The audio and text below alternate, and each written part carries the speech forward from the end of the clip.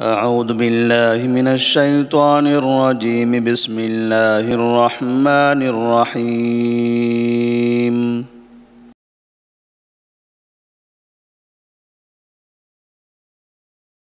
كتب عليكم القتال وهو كره لكم وعسى أن تكرهوا شيئا وهو خير لكم وعسى أن تحبوا شيئا وهو شر لكم والله يعلم وأنتم لا تعلمون.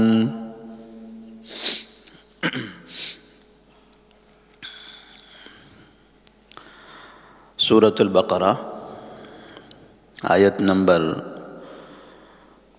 216. اللہ تبارک و تعالیٰ نے اس آیت میں جہاد کی فرضیت کا تذکرہ فرمایا ہے. کتب علیکم القتال وہو کرہ لکم، تم پر جہاد فرض کر دیا گیا ہے. وہو کرہ لکم، حالانکہ ہو سکتا ہے وہ تمہارے لیے ناپسند ہو. وَعَسَىٰ أَن تُحِبُّوا شَيْئًا وَهُوَ خَيْرٌ لَكُمْ، اور کتنی ایسی چیزیں ہیں یا ممکن ہے کہ تمہیں کوئی چیز ناپسند ہو یا تم کسی چیز کو ناپسند کرتے ہو حالانکہ وہ تمہارے لیے بہتر ہے. وَعَسَىٰ أَن تَكْرَهُوا شَيْئًا وَهُوَ خَيْرٌ لَكُمْ، ممکن ہے کہ تم کسی چیز کو ناپسند کرتے ہو حالانکہ وہ تمہارے لیے بہتر ہے. وَعَسَىٰ أَن تُحِبُّوا شَيْئًا وَهُوَ شَرٌ لَكُمْ، اور کسی چیز کو تم پسند کرتے ہو حالانکہ وہ تمہارے لیے بری ہے. واللہ یعلم وانتم لا تعلمون، حقیقت کیا ہے وہ اللہ جانتا ہے. وانتم لا تعلمون، تم نہیں جانتے. اس آیت میں اللہ تبارک و تعالی نے ایک ایسے اسلام کے شعار کا، اسلام کے حصے کا ذکر فرمایا ہے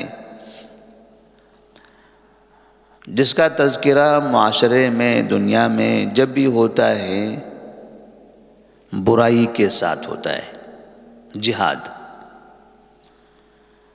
جہاد کو مسلمانوں نے دنیا میں نہ صحیح شکل سے پیش کیا اور نہ غیر مسلم جہاد کو صحیح طرح سے سمجھ سکے.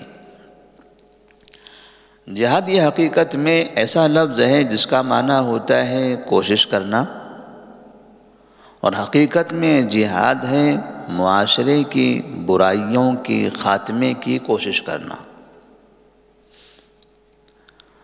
برائی کے خاتمے کے لیے کبھی کبھار زبان کا استعمال کیا جاتا ہے، جیسے نبی صلی اللہ علیہ وسلم فرماتے ہیں من رآ منکم منکرا فلیغیرہ بیدہ فإن لم یستطع فبلسانہ وإن لم یستطع فبقلبہ. جب کوئی شخص برائی دیکھے تو اپنے ہاتھ سے روکے، ہاتھ سے نہیں روک سکتا ہے تو زبان سے روکے، زبان سے بھی نہیں روک سکتا ہے تو دل میں برا جانے، اس سے نفرت کرے. برائی کو روکنے کے الگ الگ طریقے بیان کیے گئے ہیں. تو برائی میں اگر کسی جگہ پر زبان سے برائی کے خاتمے میں کامیابی مل سکتی ہے تو وہاں زبان کا استعمال ہو، اور کبھی ہاتھ سے روکنے میں کامیابی ہے تو ہاتھ کا استعمال کیا جائے. اگر کبھی ایسا محسوس ہو کہ زبان کا یا ہاتھ کا استعمال کیا گیا تو بہت بڑا فتنہ ہوگا، مسئلہ چھوٹا سا تھا، اب زیادہ بڑھ جائے گا تو پھر ہاتھ اور زبان کا استعمال مت کرو، چھوڑ دو اس کو اس کے حال پر، اس سے نفرت کرو، خود بذات خود اس سے نفرت کرو۔ لوگ کر رہے ہیں، لوگوں کو روکا نہیں جا سکتا ہے، اگر روکنے جائیں گے تو وہ برائی تو ختم نہیں ہوگی، دیگر کئی برائیاں جنم لے گی اور ایک بڑا فتنہ ہوگا اور بڑی تعداد میں لوگ اس فتنے میں واقع ہو جائیں گے۔ تو ایسی صورت میں تھوڑی دیر کے لیے خاموش اختیار کرو، دل میں اس سے نفرت کرو، کیونکہ تمہارا ایمان ہے کہ وہ برائی ہے، تو کم سے کم تمہارے دل کے اندر اس برائی سے نفرت ہونی چاہیے۔ یہ شخصی طور پر ہے، جب میں شخصی طور پر کسی کو برائی سے روکنا چاہتا ہوں، لیکن اگر کوئی سرکار ہے جس کے پاس ہاتھ، زبان سب استعمال کرنے کی طاقت موجود ہے، تو حکومتی اعتبار سے کسی برے انسان کو برائی سے روکنا ہوتا ہے تو باقاعدہ وہاں پہلے زبان کا استعمال کیا جاتا ہے۔ اپنی قوم کو، اپنی رعایا کو یا پڑوسی ملک کو، پڑوسی قوم کو اگر کوئی سرکشی کر رہا ہے تو باقاعدہ زبان سے تنبیہ کر دی جاتی ہے کہ آپ یہ کام نہ کریں، خط و کتابت کے ذریعے انہیں منع کیا جاتا ہے۔ اگر اس سے وہ نہیں مانتے ہیں، اگر ملک میں ایسا ہو رہا ہے تو باقاعدہ حکومت اپنی پولیس کا، اپنی فوج کی طاقت کا استعمال کرتی ہے۔ تو جب ہم یہ دیکھتے ہیں کہ ملک کے اندر، ملک میں برائی کے خاتمے کے لیے سرکار پولیس کی طاقت کا، فوج کی طاقت کا استعمال کر رہی ہے تو کوئی اسے برا نہیں کہتا ہے۔ فوج کی طاقت کا عوام پر استعمال، عوام کو ڈنڈوں سے پیٹا جا رہا ہے، روڈوں پر گھسیٹا جا رہا ہے، مارا جا رہا ہے، کوئی یہ نہیں کہتا کہ یہ برا کام ہوا۔ لوگ یہ سمجھتے ہیں کہ یہ برائی کے خاتمے کے لیے ہے۔ حکومتیں اسے قبول کرتی ہیں، عدالتیں اس کی اجازت دیتی ہیں، عوام بھی اسے قبول کرتی ہیں کہ برائی کے خاتمے کے لیے یہ سختی ضروری ہے، ورنہ یہ برائی پورے معاشرے کو تباہ کر دے گی۔ ایسے ہی جب پڑوسی ملک میں سے اگر کوئی شخص اس ملک میں دراندازی کرتا ہے، سرحد پار کرتا ہے، ملک کے لوگوں کو نقصان پہنچاتا ہے، تو ایسی صورت میں باقاعدہ ایک بڑی کارروائی کی جاتی ہے، کبھی فوج کو بھیج کر، کبھی میزائلوں کے ذریعے، کبھی راکٹوں کے ذریعے، کبھی گولیوں کے ذریعے، اب اس طرح سے مارا جاتا ہے۔ پھر اس بات کا خیال نہیں کیا جاتا کہ مرنے والا وہ سامنے کا درانداز ہے یا عوام ہے۔ کوشش یہ کی جاتی ہے کہ جس شخص نے سرکشی کی ہے اسے ختم کیا جائے، لیکن اسے ختم کرتے کرتے درمیان میں راہ چلنے والے مسافر مارے جاتے ہیں، کوئی غریب کی جھوپڑی ہوتی ہے وہ ختم ہو جاتا ہے، کوئی کسان کام کرنے والا ہوتا ہے اس کو نقصان پہنچ جاتا ہے، لیکن کوئی نہیں کہتا کہ یہ غلط ہوا، سب یہ کہتے کہ نہیں، ہم تو فلاں کو مارنا چاہتے تھے اور اس سے ان کو بھی نقصان ہو گیا۔ یہ دنیا کے اندر یہ ساری چیزیں معروف ہیں اور اس چیز کو غلط نہیں کہا جاتا۔ جب ایک ملک پڑوسی ملک پر حملہ کرتا ہے اس کی شرارت کی بنا پر، تو باقاعدہ دنیا اس ملک کا ساتھ دیتی ہے کہ ہاں تمہیں اس ملک پر حملہ کرنے کی اجازت ہے، تمہیں حق ہے اپنے دفاع کرنے کا، اپنے ملک کی سرحد کی حفاظت کرنے کا۔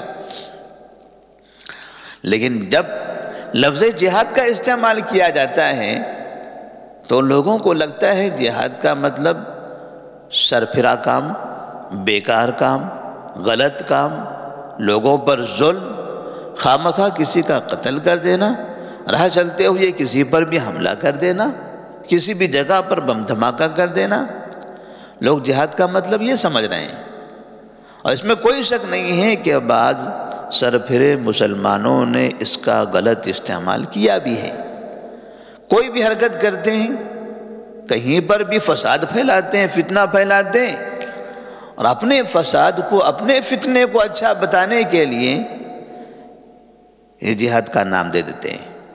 یہ جہاد ہے، جس کی وجہ سے بھی غیر مسلمین کو یہ سمجھ میں آنے لگا کہ جہاد ایک برا کام ہے، برائی ہے، انسانوں کا قتل ہے، جبکہ جہاد مسلمان حاکم کی جانب سے اس کا فتویٰ دیا جاتا ہے۔ جب اسلامی مملکت میں، مسلم ملک میں فتنہ و فساد ہو رہا ہو، باہر سے کوئی شخص اس ملک کی سرحد کے اندر داخل ہو کر ملک کے لوگوں کو نقصان پہنچانا چاہتا ہو، تو اسلامی مملکت کا حاکم، محلے کا مفتی یا کسی چوراہے کا کوئی مفکر یا یہاں وہاں بیٹھے ہوئے لوگوں کا یہ ٹولی یا جماعت، یہ نہیں، یا خفیہ تنظیمیں یا اندھیرے میں بیٹھ کر مشورے کرنے والے چند افراد، انہیں اس کی اجازت نہیں ہے۔ باقاعدہ یہ حاکم کے ہاتھ میں ہے۔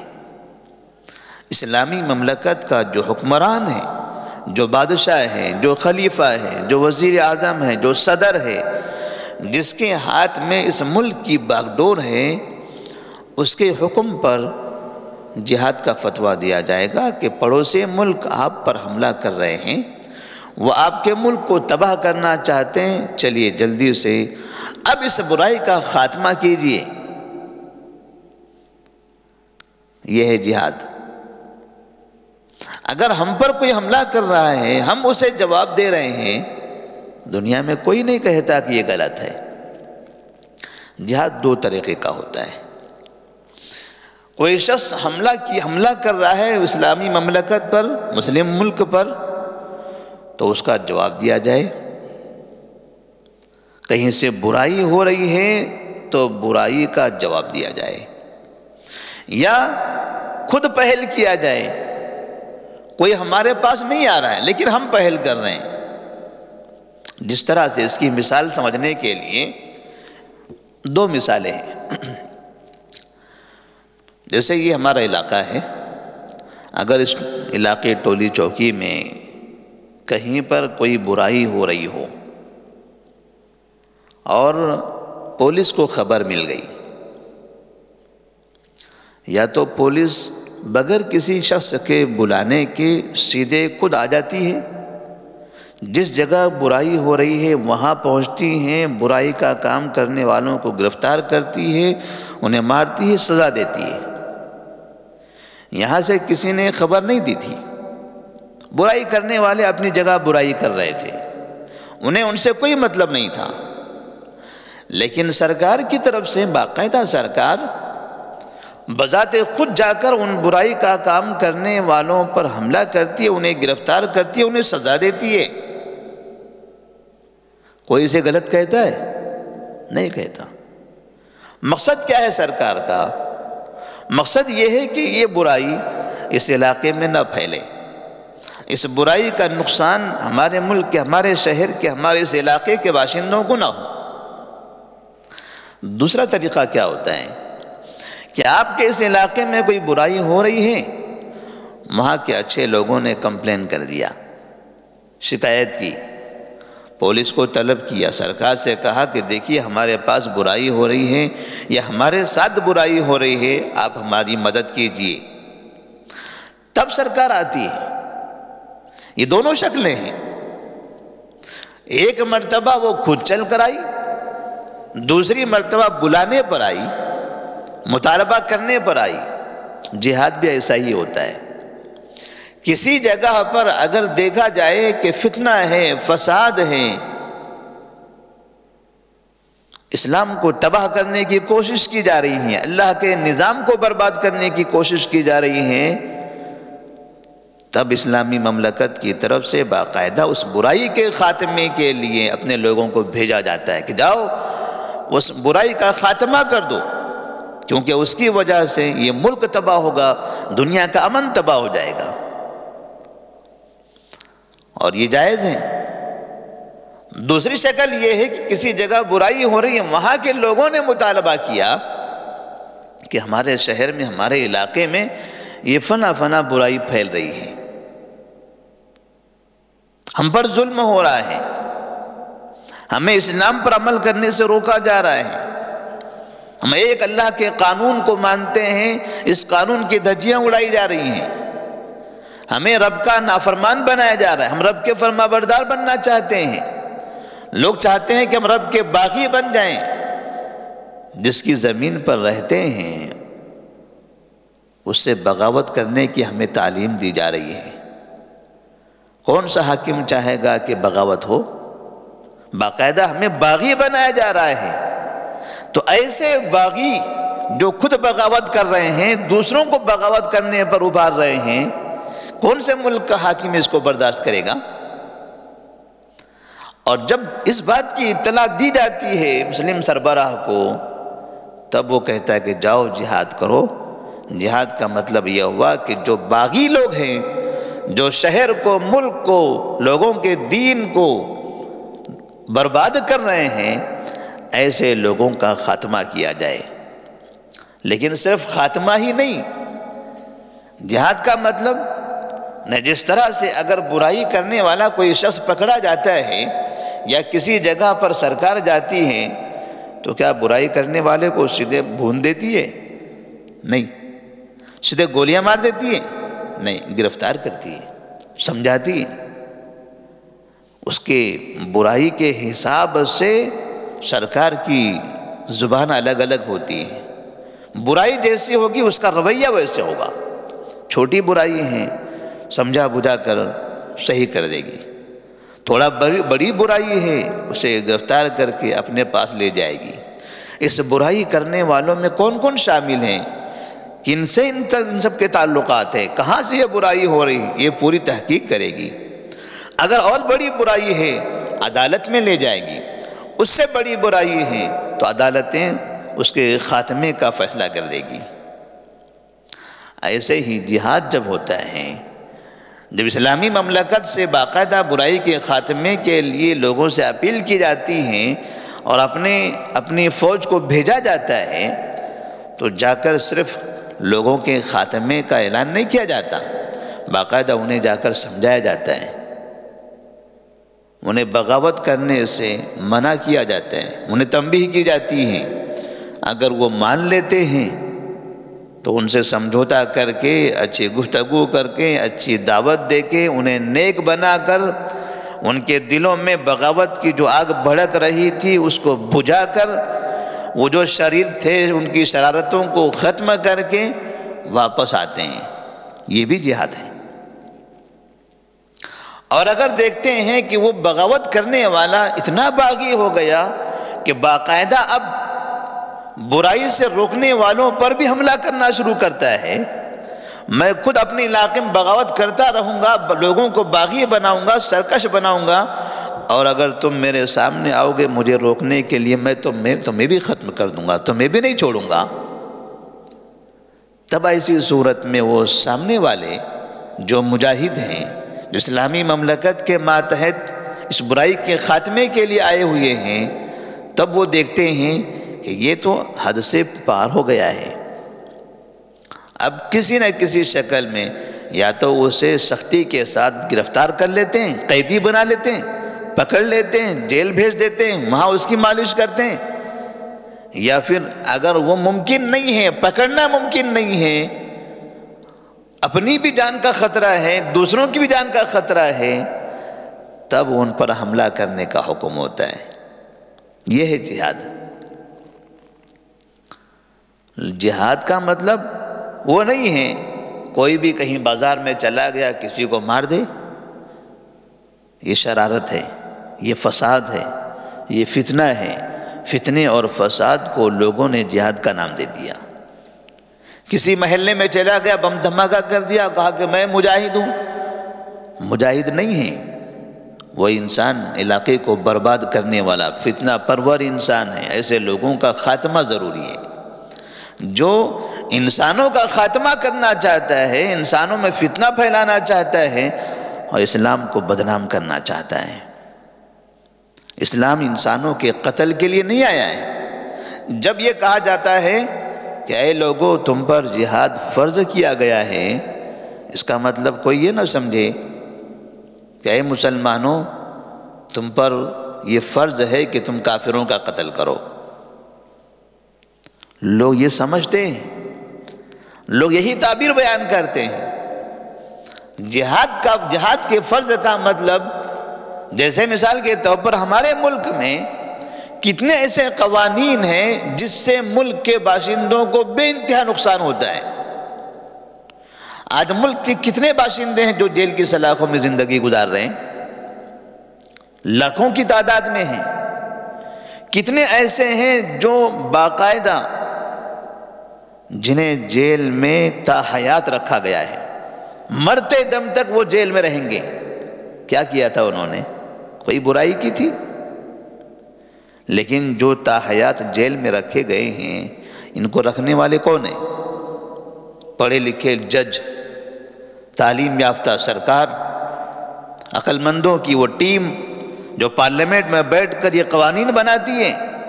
سب نے اس کو صحیح مانا ہے کہ ایسے شخص کو تا حیات جیل میں رکھا جائے۔ یہ قوانین بنائے گئے کہ نہیں بنائے گئے؟ کیا ان قوانین سے ملک کے باشندوں کو تکلیف نہیں ہو رہی ہے؟ ہو رہی ہے۔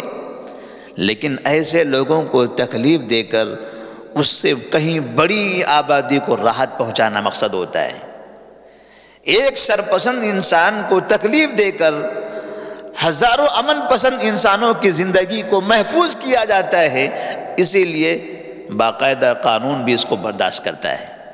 انہیں پتہ ہے کہ ہاں ان کے بیوی ہیں، بچے ہیں، ماں باپ ہے باہر، بھائی بہنیں ہیں، ان کا کیا ہوگا؟ تب بھی کہتے نہیں، رہنے دو، ہم ان کے ماں باپ کی مدد کریں گے، ان کی بیوی بچوں کو ہم کھانا دیں گے، مگر اس آدمی کو ہم باہر کی ہوا لینے نہیں دیں گے۔ کیوں؟ کوئی اس کو نہیں کہتا کہ یہ ظلم ہے، کوئی نہیں کہتا کہ یہ ظلم ہے، سب کہتے ہیں اچھا کام ہے، کیونکہ اس کی وجہ سے شہر کے علاقے کے ہزاروں لوگوں کی زندگیاں تباہ ہو رہی تھی۔ تو اس طرح سے یہ جو جہاد ہے، جہاد بعد مرتبہ ایسا لگتا ہے کہ سخت نظر آ رہا ہے۔ جہاد آپ سمجھیے برائی کے خاتمے کا ذریعہ، جس طرح سے یہ لوگوں کو سخت نظر آتا ہے، لیکن اس کے بدلے میں ہزاروں لوگوں کی زندگیاں محفوظ ہیں، ان کا دین محفوظ ہے، ان کی عزتیں محفوظ ہیں۔ اگر وہ مسئلہ ہوتا جس طرح سے لوگ سمجھتے ہیں کہ جہاد کا مطلب ہوتا ہے کافروں کا قتل کرتے رہنا، تو نبی کریم صلی اللہ علیہ وسلم کے پڑوس میں یہودی کا گھر تھا۔ نبی صلی اللہ علیہ وسلم جہاد کرتے تھے، مکہ والے مدینہ پر حملہ کرتے تھے، نبی ان حملہ وروں کو مارتے تھے، بھگاتے تھے، اسی کو جہاد کہا گیا ہے۔ لیکن وہ حملہ کرنے والے جو مذہب کے تھے، اس مذہب کے ماننے والے نبی کے اطراف میں ان کے اپنے گھر ہیں۔ کیا نبی نے کبھی ان لوگوں کو نقصان پہنچایا کہ وہ تمہارے مذہب کے لوگ ہیں، ہمارے ملک میں آ کر حملہ کرتے ہیں، ہمارے شہر میں حملہ کرتے ہیں، تم بھی اسی مذہب کے ہو، تم کو ہم برباد کر دیں گے؟ نہیں۔ اس کا مطلب یہ ہوتا ہے کہ جیسے لوگ کہتے ہیں نا، فلاں جگہ پر ایسا ہو رہا ہے، چلو ہم یہاں ایسا کرتے ہیں، یہ عقل مندی نہیں ہے۔ جس جگہ پر برائی ہو رہی ہے، برائی کرنے والے کا خاتمہ وہیں پر ضروری ہے۔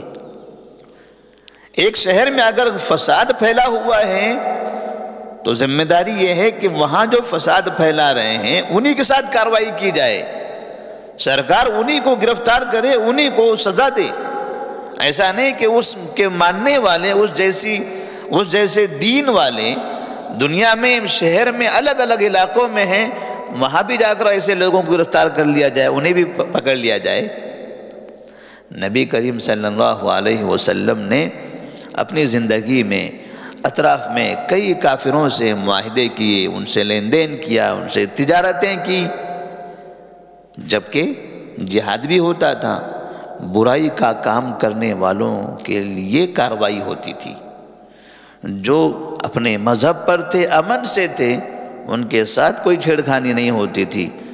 اگر واقعی صرف خاتمہ کرنا ہوتا تو ایسی صورت میں خاتمے کی بڑی تاریخ بن جاتی تھی، لیکن ایسا کبھی نہیں ہوا۔ نبی کریم صلی اللہ علیہ وسلم نے باقاعدہ اس کی ترتیب بتائی ہے، لیکن افسوس ہے کہ سب سے زیادہ مسلمانوں نے اس چیز کا غلط استعمال کیا ہوا ہے۔ بعض کم تعلیم یافتہ لوگ، بعض جذباتی لوگ، بعض ہلڑ باز لوگ، ان لوگوں نے اس لفظ کا استعمال کافروں پر حملہ کرنے کے لیے، غیر مسلمین کو نقصان پہنچانے کے لیے کیا، اور اسلام کبھی اس کو برداشت نہیں کرتا۔ اسلام کبھی اس بات کی تعلیم نہیں دیتا کہ کافروں کا قتل کرو، کافروں پر حملہ کرو، ان کے گھروں پر حملہ کرو۔ اسلام نے کبھی اس کی تعلیم نہیں دی ہے۔ اسلام نے باقاعدہ اس بات کی تعلیم دی ہے، ادعو الی سبیل ربک بالحکمت والموعظۃ الحسنہ وجادلہم باللتی ہی احسن، کہ آپ انہیں انتہائی حکمت کے ساتھ، اچھی زبان کے ساتھ، میٹھی زبان کے ساتھ، بہترین تعلیم کے ساتھ دعوت دو۔ اسلام نے دعوت دی ہے، دعوت دینے کا حکم دیا ہے۔ موسیٰ علیہ السلام ہارون علیہ السلام سے کہا اذهبا الى فرعون انه طغى فقولا له قولا لینا لعله يتذکر او یخشى۔ فرعون تو ظالم تھا نا، فرعون ظلم کرتا تھا، فرعون کی فوج ظلم کرتی تھی۔ اس ظالم کے پاس موسیٰ اور ہارون کو بھیجا جا رہا ہے علیہ السلام کہ اذهبا الى فرعون انه طغى، جاؤ فرعون کے پاس، وہ سرکش ہو گیا ہے۔ لیکن جا کر کیا کرو؟ اچانک حملہ کر دو، بم دھماکہ کر دو، چپکے سے مار دو؟ نہیں، فَقُولَا لَهُ قَوْلًا لَيِّنًا لَعَلَّهُ يَتَذَكَّرُ أَوْ يَخْشَىٰ۔ جاؤ، وہ غلطی کر رہا ہے، وہ برائی کا ارتکاب کر رہا ہے نا، وہ انسانوں پر ظلم کرتا ہے، ظالم ہے نا، ایسے ظالم کو آپ سمجھا دو۔ نرم زبان، فَقُولَا لَهُ قَوْلًا لَيِّنًا، نرم زبان استعمال کرو اس کے پاس جا کر، نرمی کے ساتھ بات کرو، لَعَلَّهُ يَتَذَكَّرُ أَوْ يَخْشَىٰ، تاکہ ہو سکتا ہے اسے نصیحت مل جائے، اس کے دل میں خدا کا خوف پیدا ہو جائے اور یہ برائی کا ارتکاب کرنے سے بچ جائے، ظلم نہ کرے۔ یہ تعلیم ہے اسلام کی۔ آج بھی اگر دنیا میں کسی جگہ پر کوئی انسان خامخواہ اسلام پر، مسلمانوں پر ظلم کرتا ہے، تو اسلام یہ تعلیم دیتا ہے کہ فرعون جیسے ظالم کے پاس اللہ تبارک و تعالیٰ نے جا کر اسلام کی دعوت دینے کی تعلیم دی، اچھی زبان استعمال کرنے کا حکم دیا۔ فرعون کے ساتھ بد زبانی مت کرو، ظالم ہے، مسلمانوں کا خاتمہ کر رہا ہے، اور ہم معمولی لوگوں کے خلاف بد زبانی کر رہے ہیں۔ تب ان لوگوں کو صحیح راستہ کون دکھائے گا؟ ان لوگوں کو برائی سے کون روکے گا؟ اگر برے آدمی کے چہرے پر کھڑے رہ کر گالیاں دی جائے، انہیں برا کہا جائے، تو پھر برا آدمی صحیح راستے پر کب آئے گا؟ برے آدمی کے دل میں پھر برائی سے نفرت کیسے پیدا ہوگی؟ وہ تو اور سرکش بنتا چلا جائے گا۔ اللہ نے اس کی تعلیم دی ہے۔ تو برائی کا خاتمہ یہ حقیقت میں جہاد کا مقصد ہے۔ اللہ تبارک و تعالیٰ سے دعا ہے کہ اللہ تبارک و تعالیٰ ہم تمام کو اس قرآن مجید کی اس آیت کا مطلب صحیح طریقے سے سمجھنے کی توفیق عطا فرمائے، ہم تمام کے دلوں میں برائی سے نفرت کو داخل کریں، ہمیں اپنے اطراف میں اپنے علاقے سے برائی کو ختم کرنے کی توفیق عطا فرمائے، ہم تمام کو ہر طرح کی برائیوں سے محفوظ رکھے۔ والسلام علیکم ورحمۃ اللہ وبرکاتہ۔